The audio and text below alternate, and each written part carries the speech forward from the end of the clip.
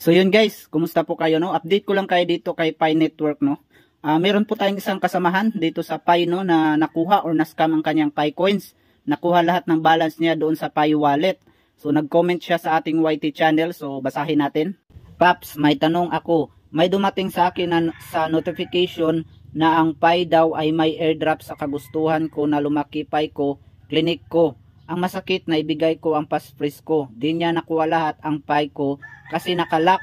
Tanong ko, may paraan pa ba na hindi makuha ng scammer lahat ng Pi coins ko? Please help. So yun guys, no, yung masakit dyan. Once na maibigay na natin yung ating passphrase, once na ma-share natin sa kahit na sa outside ng Pi browser, no, once ma-share at malaman niya ng iba kung magkano yung laman ng inyong mga Pi coin, Pi wallet, lahat malimas talaga yan, lahat mawawala talaga yan, kukunin yan lahat ng scammer. Ang masakit pa dito guys, kahit na nakalock yung Pi coins mo, kahit hindi pa nakuha lahat ng scammer kasi nga nakalock, pero gumagamit yan sila ng boot yung tawag dyan, na kapag na-unlock na yung ano nyo guys, na-unlock na ang inyong Pi coins sa inyong mga Pi wallet, is automatic na po yan na masisend doon sa scammer, no? Kaya sobrang guys, sobrang nakakapanghinayang nito, no? So gumawa na po tayo ng video niyan guys. May video na po tayo na ginawa about how to protect our Pi wallet. So again, sasabihin ko sa inyo guys, para hindi manakaw yung ating mga Pi coins sa ating mga Pi wallet guys, huwag kayong magki-click ng any link.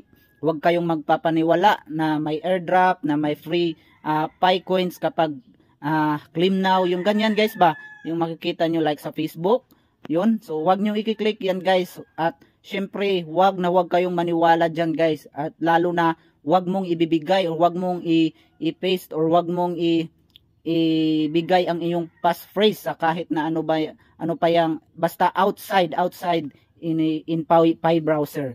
So wag mong ibibigay yan guys, kasi sayang guys, no? Dapat ingatan natin yung ating mga Pi coins. So dito sa situation niya is hindi na po yan makukuha, no? Kahit na nakalock pa yung iyong Pi coins, gumagamit yan sila ng bot, no? So kapag ma-unlock na yan, is automatic pa rin yan masisend doon sa wallet ng scammer. So wala na po tayong magagawa dyan guys. Ingatan natin yung ating mga Pi coins. At syempre guys, no, dapat kayo lang talaga ang nakakaalam ng inyong mga passphrase. Wag nyo basta-basta i-paste or ibigay or saan man nyo i-send. Wag nyo basta-basta ibigay yan guys. At second guys, dapat ang inyong mga cellphone, kung saan naka-install yung inyong mga Pi app at saka Pi browser, is wag nyo guys, itabi nyo lang yan, wag nyo gamitin. Kasi sa akin guys, gumamit ako ng dalawang cellphone, no?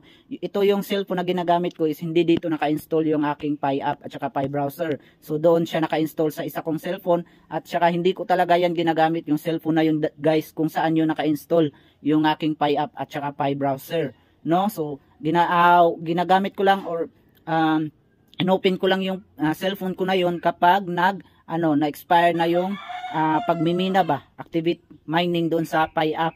So yun yung ginawa ko guys. So para for example, meron tayong na-click na link, at saka baka pwede nilang mapasok yung cellphone mo, so hindi nila makukuha yung ating mga Pi balance kasi nga wala dito sa cellphone, nandun sa kabila. So yun guys, no, ingat po tayo, at saka share na rin natin itong ating video para maging aware po to sa lahat, no, lalo na sa ating mga Pi user na hindi pa nila alam yung kung paano natin yan maprotektahan yung ating mga Pi wallet. So yun guys, sana nakatulong sa inyo itong video na ito, at paki-share na rin ito guys, no. Huwag nyo na rin kalimutan guys mag-follow para updated tayo palagi sa ating mga update dito kay Pi Network.